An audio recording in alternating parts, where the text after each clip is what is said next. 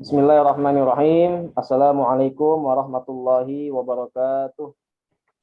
Waalaikumsalam warahmatullahi wabarakatuh. Wabarakatuh. Alhamdulillah, assalatu wassalamu ala Rasulillah, la haula wala quwata illa billah. Subhanaka la ilma lana illa ma 'allamtana. Allahumma shalli wa sallim wa barik wa karim ala sayyidina wa habibina wa syafi'ina wa maulana Muhammadin wa ala alihi wa sahbihi ajma'in wa man tabi'ahum bi ihsanin ila yaumiddin, amma ba'd. Baiklah Bapak Ibu yang dirahmati oleh Allah Subhanahu wa taala, yang paling pertama kita bersyukur alhamdulillah kita masih diberikan hidayah yang menjadi kenikmatan yang paling besar yang selalu kita minta di dalam salat kita. Rabbighfirli warhamni wajburni warfa'ni warzuqni wahdini, dan berikanlah hidayah kepada kami semua. Karena kenikmatan yang paling tinggi yaitu kenikmatan hidayah atau kenikmatan petunjuk, yang dimana tidak semua orang yang hidup di zaman Rasul, sekalipun mereka melihat Rasulullah, belum tentu semuanya bisa mendapatkan nikmat dari hidayah tersebut.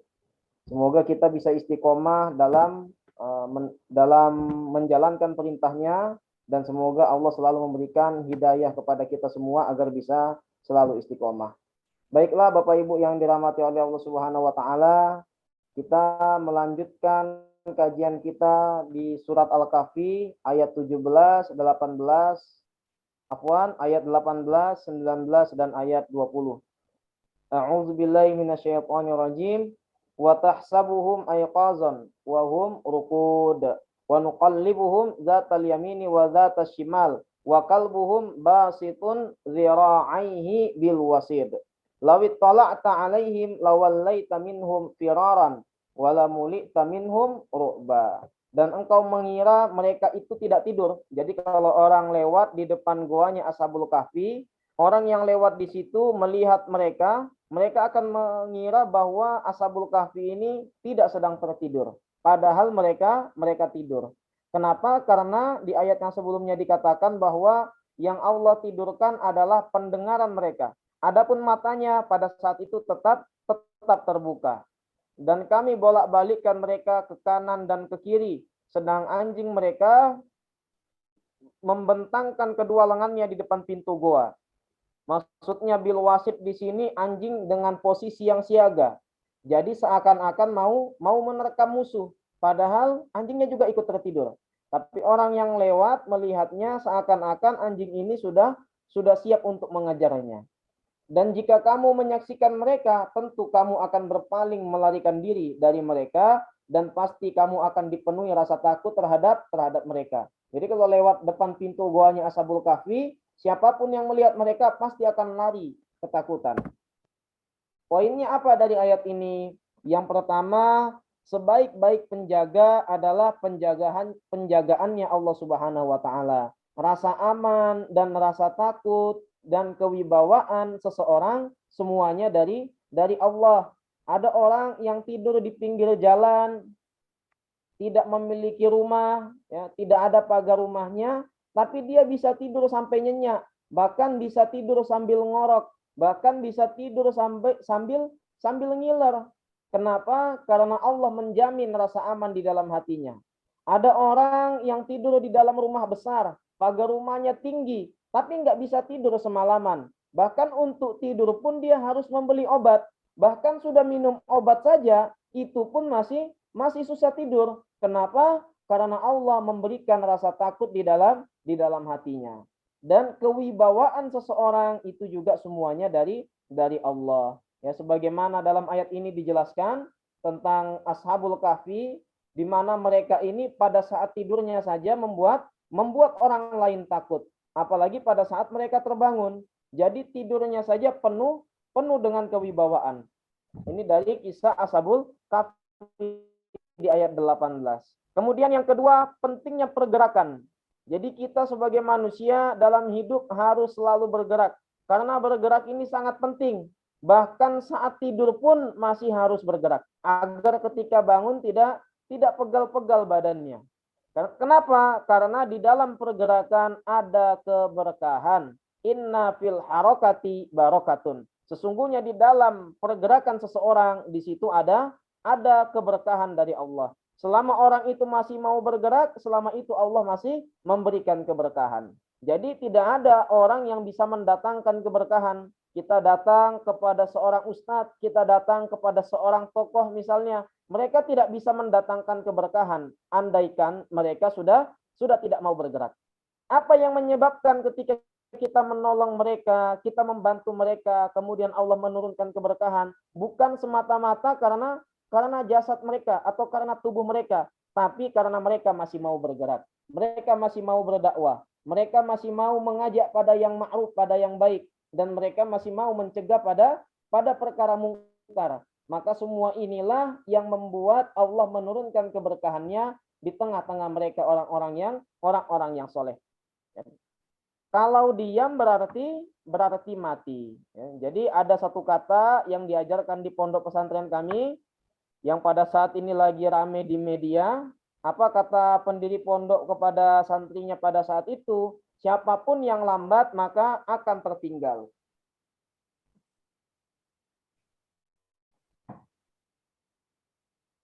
Siapapun yang lambat maka akan tertinggal. Siapapun yang malas maka dia akan tertindas.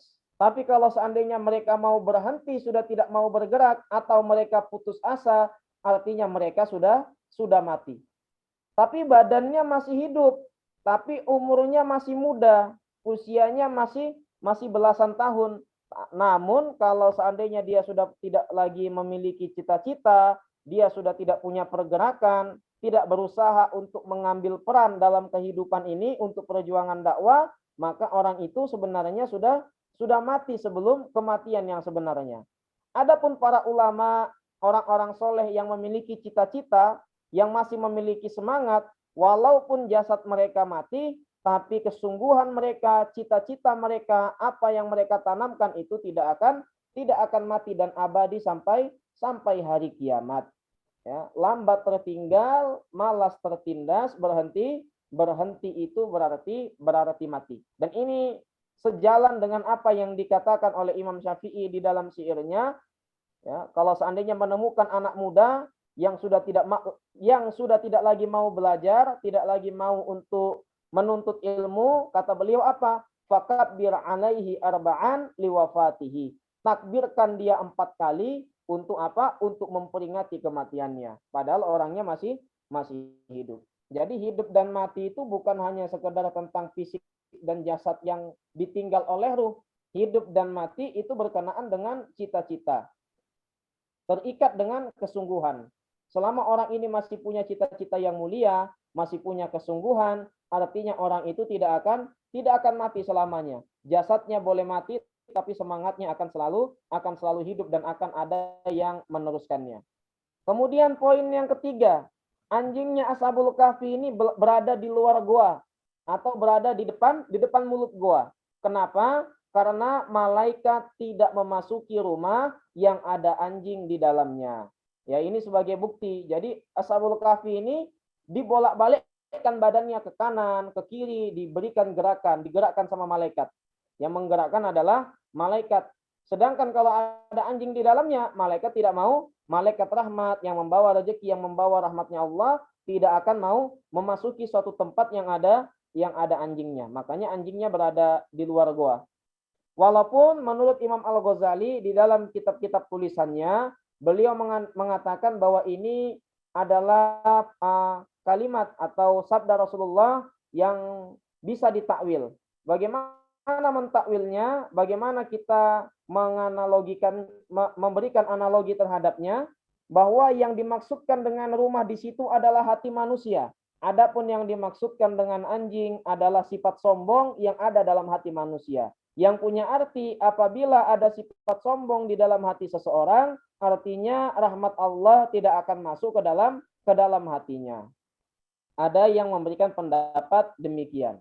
Kemudian yang keempat, pentingnya berteman dengan orang soleh. Jadi kalau kita tidak bisa jadi orang soleh, mungkin kita susah untuk menjadi orang yang baik, mungkin kita masih dalam perjalanan hijrah, maka alangkah baiknya jika kita berteman dengan orang-orang yang sudah jelas solehnya, dengan orang-orang yang banyak ilmunya atau para ulama. Minimal tidak mengganggu mereka. Kalau memang kita tidak bisa mendukung mereka, minimal kita tidak ikut mengusik mereka atau tidak ikut-ikutan mengganggu para ulama, ya. Jadi diberikan contoh seperti orang yang berteman dengan penjual parfum. Walaupun tidak dikasih parfum, walaupun tidak dapat parfum, tapi kita bisa mencium wangi setiap hari. Yang kita lihat keindahan, yang kita hirup adalah aroma wewangian. Tapi kalau teman kita buruk, ya teman kita seperti orang yang penempa besi atau pengrajin pedang, maka kita nggak dapat barangnya, tapi kita mencium aroma gosong setiap hari. Ya, padahal kita nggak ada keuntungan di situ. Bahkan anjing yang ikut pun, yang ikut dengan Ashabul Kahfi ini, ikut terkenang namanya. Kenapa? Karena barokahnya berteman dengan orang-orang yang soleh. Binatang saja diangkat derajatnya. Wa kadzalika ba'atsnahum liyatasaalu bainahum. Qala qailun minhum kam labistum? Qalu labisna yauman aw ba'da yaumin. Qalu rabbukum a'lamu bima labistum. Nah, ini ada perdebatan nanti di sini. Fab'asu ahadakum biwariqikum hadhihi ilal madinati falyanzur ayyuha azka ta'aman falyatikum birizqin min wal yatalattaf wala yus'iranna bikum ahada.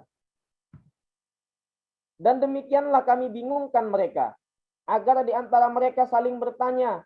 Salah seorang di antara mereka berkata, "Sudah berapa lama kamu berada di sini?" Mereka menjawab, "Kita berada di sini sehari atau setengah hari." Kenapa mereka tebak-tebakan? Karena ketika mereka datang ke goa itu, mereka datang pada saat waktu pagi, dan Allah membangunkan mereka setelah 309 tahun lamanya pada waktu sore, ya. Jadi mereka menganggap mungkin ini sehari atau setengah hari. Berkata yang lain lagi, Tuhanmu lebih mengetahui berapa lama kamu berada di sini. Ya, jadi ada pendapat, ada di antara mereka yang mengatakan demikian. Maka suruhlah salah satu di antara kamu pergi ke kota dengan membawa uang perakmu ini, dan hendaklah dia lihat makanan yang lebih baik. Jadi nggak apa-apa kita cari makanan-makanan yang enak ya, selama itu halal. Dan bawalah sebagian makananmu itu untukmu, dan hendaklah dia berlaku lemah lembut, dan jangan sekali-kali menceritakan halmu kepada siapapun. Apa poinnya? Yang pertama, sempitnya pengetahuan manusia. Bahkan apa yang terjadi pada saat tidur pun kita tidak mengetahui. Apakah tadi malam jam 2 malam saya meninggal, ataukah jam 1 malam jantung saya sempat berhenti, kemudian kemana tangan ini pergi, jangan-jangan kita nggak sadar kita jalan, dan lain sebagainya. Jadi sempitnya pengetahuan manusia. Kemudian yang kedua, tidak berlama-lama dalam satu masalah, dan mengutamakan menyelesaikan masalah yang lebih penting terlebih dahulu, atau mengerti prioritas, ya. Di mana contohnya pada ayat ini? Ketika mereka sedang dalam perdebatan waktu tidur, dan pada saat itu dihadapkan dengan permasalahan untuk menanggulangi masalah lapar. Jadi di antara mereka berdebat kapan mereka tidur, setengah hari atau sehari. Tapi ada yang orang bijak di antara mereka, yang lebih bijak di antara mereka mengatakan, sudahlah, gak usah sudah ngomong masalah itu. Cuma hanya Allah yang maha mengetahui tentang itu. Serahkan kepada Allah. Yang terpenting sekarang kita semua lapar, dan kamu harus cepat pergi ke kota untuk cari makan. Jadi ketika kita berlama-lama dalam satu masalah, ini tidak dianjurkan, karena masih banyak hal lain yang harus kita utamakan. Kemudian yang ketiga, bolehnya menjadikan orang lain sebagai wakil kita dalam perkara yang mubah, atau riba bisyai, riba bima yatawalladu minhu. Jadi kalau kita punya harta atau dalam urusan perwakilan atau perwalian nikah, maka boleh diwakilkan. Apa dalilnya? Bisa diambil dari dalil surat ayat ke-19 di dalam surat Ashabul Kahfi ini. Mereka punya harta, tapi mereka nggak langsung melakukan muamalah akad jual beli. Namun semua itu diwakilkan dengan salah seorang dari mereka. Jadi perak mereka kumpulkan, lalu mereka berikan kepada salah seorang di antara mereka. Untuk apa? Menjadi wakil mereka dalam akad jual beli tersebut. Nah, ayat ini bisa dijadikan dalil bahwa bolehnya kita mengangkat seseorang sebagai sebagai wakil kita dalam perkara-perkara yang diperbolehkan, dalam perkara mubah. Tapi kalau dalam perkara haram, misalnya kita minta tolong diwakilkan untuk transaksi narkoba, maka ini jelas diharamkan. Kenapa? Kaidahnya mengatakan ridho syai' ridho bima yatawalladu minhu. Ketika kita meridhoi sesuatu, berarti kita meridhoi apa yang akan dilahirkan oleh sesuatu tersebut. Misalnya saya ridho anak saya pulang jam 11 malam atau jam 1 malam, maka sama saja saya menyetujui jika seandainya terjadi yang tidak-tidak dengan anak saya, ya. Terjadi yang tidak-tidak dengan anak saya pada jam 12 malam. Walaupun kita cuma memberikan izin untuk keluar sampai jam 1 malam, tapi ketika kita sudah menyetujui satu perkara, artinya kita ikut menyetujui perkara yang akan dilahirkan dari satu perkara ini, atau perkara cabang dari pokok perkara yang kita setujui. Misalnya dalam urusan negara, jika kita misalnya sudah terlanjur memilih salah seorang presiden misalnya, atau salah seorang pemimpin, artinya kita ikut menyetujui kebijakan-kebijakan apa yang ditetapkan oleh pemimpin yang sudah kita pilih. Nah, maka dari itu dalam hal ini kita harus lebih berhati-hati dalam menentukan keputusan kita. Kenapa? Ridho bisyai', ridho bima yatawalladu minhu. Meridhoi sesuatu artinya kita meridhoi perkara cabang yang dilahirkan dari sesuatu tersebut. Dan yang selanjutnya yang terakhir, innahum in yazharu alaikum yarjumukum au yu'idukum fi millatihim walan tuflihu idzan abada. Sesungguhnya jika mereka dapat mengetahui tempatmu, niscaya mereka akan melempari kamu dengan batu atau memaksamu kembali kepada agama mereka. Jadi kalau seandainya ketahuan pada saat pergi ke pasar, maka ini menjadi ancaman yang sangat besar. Dan jika demikian, niscaya kamu tidak akan beruntung selama-lamanya. Maksudnya kalau seandainya sudah ketangkap, kemudian disiksa, sehari 2 hari mungkin imannya akan kuat, tapi belum tentu di hari ketiga masih kuat, belum tentu di hari keempat masih kuat. Jangan sampai mereka sudah tersiksa di dunia, gara-gara imannya melemah, menipis, kemudian mereka kembali ke ajaran nenek moyang mereka mengikuti ajaran yang salah, kemudian mereka akan merugi di dunia dan di akhirat. Para pemuda itu sangat takut kepada mereka atau orang-orang kerajaan. Bila orang-orang kerajaan tersebut mengetahui tempat tinggalnya, mereka pasti akan menyiksa para pemuda itu dengan berbagai macam siksaan hingga para pemuda itu mau kembali kepada agama mereka. Atau kalau menolak, para pemuda itu pasti mati. Dan jika para pemuda itu menyetujui kembali kepada agama mereka, kembali ke asal mereka yang salah, tentulah para pemuda itu tidak akan mendapat keberuntungan baik di dunia maupun di akhirat. Poinnya apa dari ayat ini? Menyampaikan kebenaran ada tempatnya, ada waktunya, dan ada pertimbangannya. Walaupun yang mereka pegang adalah agama tauhid, menyembah Allah, agama yang benar, tapi kalau tidak dipertimbangkan dengan baik, maka sesuatu yang baik ini bisa berubah menjadi buruk. Artinya tidak selamanya kebenaran itu bisa disampaikan. Adapun Islam memerintahkan untuk menyampaikan kebijaksanaan atau hikmah. Ud'u ila sabili rabbika bil hikmah. Ajaklah kepada jalan Tuhanmu dengan bil hikmah, dengan hikmah, bukan dengan benar. Kalau seandainya dengan benar, maka ini bisa berbahaya.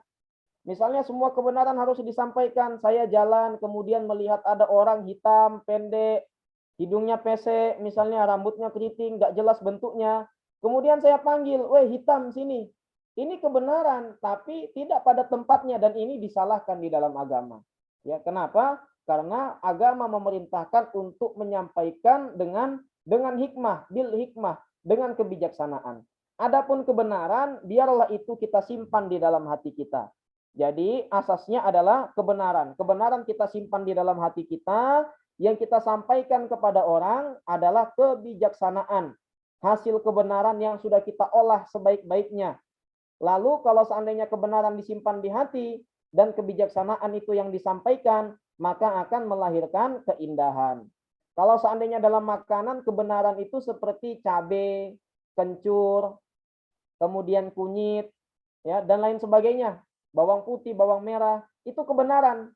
Dan ini tidak boleh ada di atas meja makan di ruang tamu. Semua ini harus disimpan di dalam dapur rumah kita yang paling dalam. Artinya kebenaran itu harus kita simpan di dalam hati.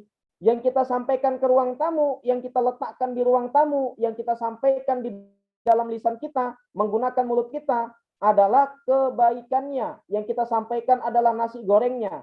Biarlah tamu taunya ini opor, biarlah tamu taunya ini rendang, biarlah tamu mengertinya ini nasi goreng. Biarlah mereka tidak melihat mana cabenya, mana kencurnya, mana lengkuasnya, di mana daun salamnya. Mereka tidak melihat itu. Mereka hanya melihat nasi goreng, rendang, dan semur misalnya. Ya, kebenaran tentang resep makanan ini tersimpan di dalam dapur. Kalau ini bisa kita aplikasikan dalam kehidupan, maka insya Allah yang akan tercipta adalah keindahan. Inilah hadza. Wassalamualaikum warahmatullahi wabarakatuh. Waalaikumsalam warahmatullahi wabarakatuh. Sebelumnya ini ada pertanyaan Ustadz terkait prioritas tadi, bagaimana kita menentukan prioritas untuk kehidupan sehari-hari yang sesuai dengan ajaran Islam. Gimana tuh Ustadz? Ada perkataannya salah seorang ulama, ada yang mengatakan ini perkataannya Imam Al-Ghazali, ada yang mengatakan bahwa ini perkataannya Hasan Al-Banna. Beliau memberikan pesan, ridallah ghayatun la tudrak. Yang paling pertama yang kita cari adalah keridhoannya Allah. Kira-kira kalau saya seperti ini, Allah ridho atau tidak? Kemudian ridhon nas ghayatun la tudrak. Keridhoan dan kepuasan manusia itu sesuatu yang tidak bisa kita capai. Ya, jadi ridhonya Allah, ridallah ghayatun ridhon nas ghayatun la tudrak. Kepuasan manusia tidak bisa kita capai, kita nggak bisa membuat senang semua orang, tapi keridhoannya Allah itu tidak semestinya kita tinggalkan. Maka pesannya beliau, watruk ma la tudrak, tinggalkan apa yang tidak bisa dicapai dan capailah apa yang tidak bisa ditinggal. Jadi prioritasnya di sini adalah apa yang diridhoi oleh Allah. Ya, apa yang diridhoi oleh Allah, bukan manusianya dulu. Kira-kira kalau saya mengambil sikap seperti ini, Allah akan senang atau Allah akan marah. Dan untuk mengetahui itu artinya kita harus memiliki landasan ilmunya. Ya, landasan ilmunya ada di dalam Al-Qur'an dan hadis. Artinya kita harus terlebih dahulu mempelajari Al-Qur'an dan hadis. Tapi insya Allah kalau memang kita misalnya kurang mampu atau mungkin kurang banyak dalam menghafal ayat-ayat atau kurang dalam mempelajari ilmu hadis, maka Allah memberikan kita bekal yang disebut dengan akal, yang disebut dengan pemikiran. Ya. Jadi untuk tahu ya ini prioritas atau tidak, atau di antara dua pilihan yang mana yang harus lebih diutamakan, ya kita cari yang mana yang lebih diridhoi oleh Allah.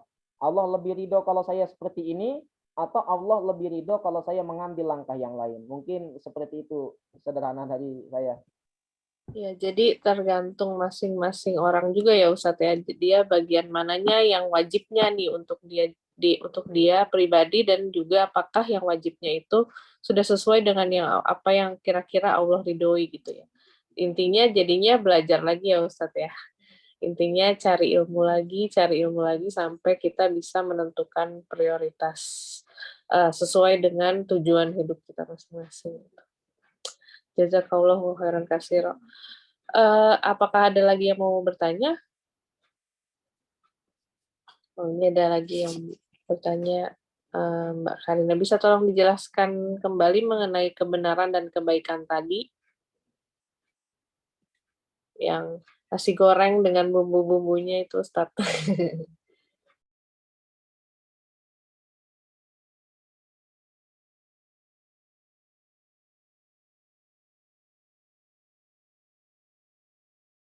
Nah, ini dia. Jadi kebenaran itu menjadi pondasi kita atau kita simpan di dalam hati kita. Landasan kita untuk berpendapat, landasan kita untuk bersikap. Ya, terus yang kita sampaikan apa? Yang kita sampaikan adalah kebaikannya.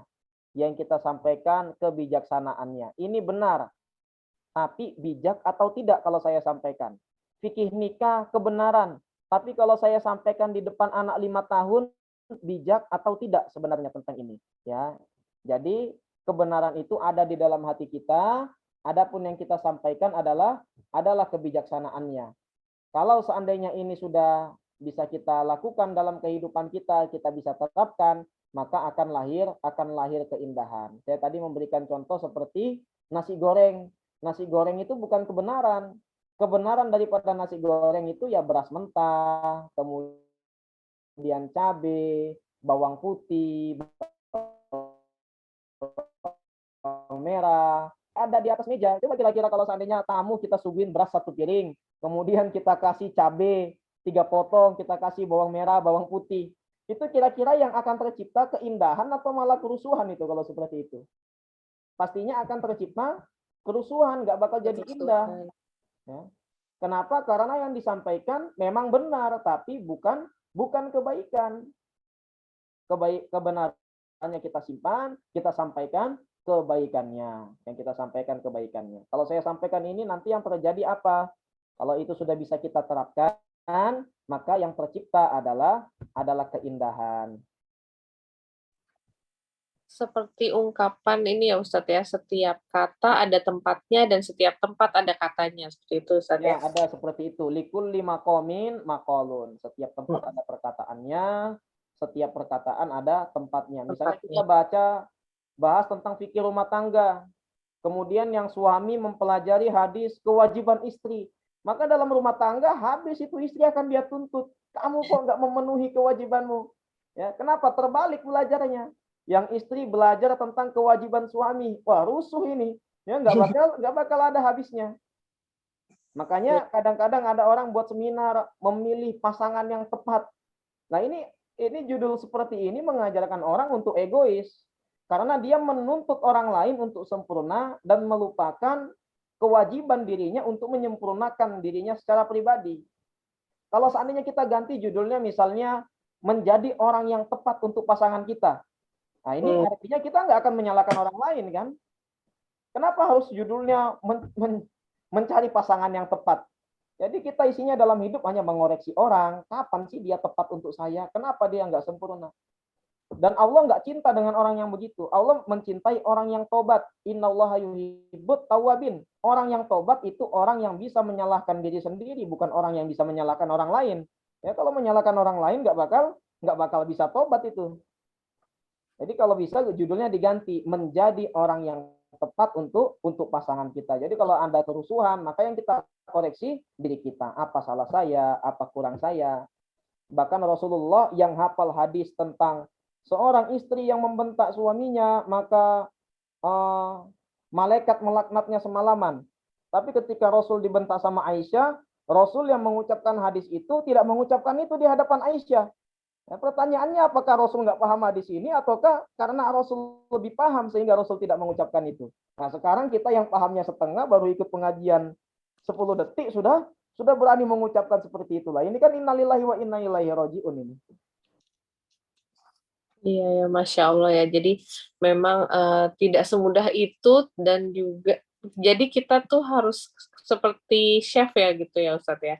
Harus bisa meramu apa yang kita ketahui benar tetapi dengan cara penyampaian yang baik. Gitu. Masya Allah, tabarakallah. Insya Allah tadamurnya sangat bermanfaat sekali pada malam hari ini. Jazakallahu khairan katsiro. Sebelum kita tutup, mohon untuk dapat memimpin doa, Ustaz. Tafadhol. Astagfirullah.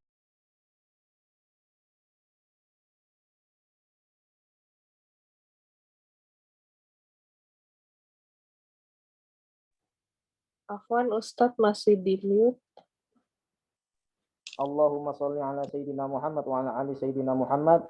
Allahumma taqabbal minna jami'a ibadatina ya Allah ya Rahman ya Rahim. Allahumma ighfir lana dzunubana wa dzunuba walidina warhamhum kama rabbawna shighara. Allahumma ja'al hayatana fid dunya hayatal ulama waj'al mautana mautas syuhada. Allahumma khtimna bi husnil khatimah wa la takhtimna bi su'il khatimah. Allahumma ja'al akhiri hayatina bi qawli la ilaha illallah Muhammadar Rasulullah. Allahumma a'inna ala zikrika wa syukrika wa husni ibadatik. Allahumma arinal haqqa haqqa warzuqna tiba'ah wa arinal batila batila warzuqna istinaba. Ya Allah, Allahumma ansur Allahumma ansur ma'hadina wa jami'i ma'hadil muslimin wal muslimat khususan lima hadina Darussalam Gontor khususan lima hadina Darussalam Gontor. Rabbana zalamna anfusana wa illam taghfir lana wa tarhamna lanakunanna minal khasirin. Rabbana hab lana min azwajina wa dhurriyyatina qurrata a'yun waj'alna lil muttaqina imama. Ya Allah, perbaikilah diri kami, perbaikilah akhlak kami dan akhlak keluarga kami. Berikanlah kepada kami teman-teman yang baik dan perbaikilah teman-teman pergaulan kami. Berikanlah kepada kami keluarga yang baik dan perbaikilah keluarga kami. Berikanlah kepada kami murid dan guru yang baik dan perbaikilah murid dan guru-guru kami. Rabbana atina fid dunya hasanah wa fil akhirati hasanah wa qina azaban nar. Subhana rabbika rabbil izzati amma yasifun wa salamun alal mursalin walhamdulillahi rabbil alamin. Alhamdulillahirrabbilalamin. Amin amin ya rabbal alamin. Jazakallahu khairan katsira untuk Ustaz Chandra untuk tadabburnya pada malam hari ini dan juga doanya.